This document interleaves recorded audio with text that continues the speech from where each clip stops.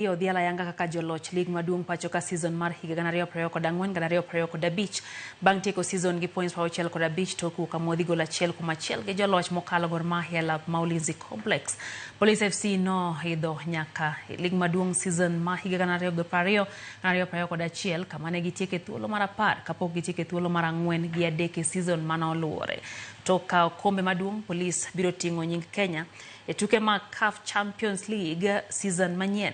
Season mokalo ne Police no tugo e tuke mag CAF Confederation Cup kama ne othich gi oko round mar 2 gi club mar Zamalek FC.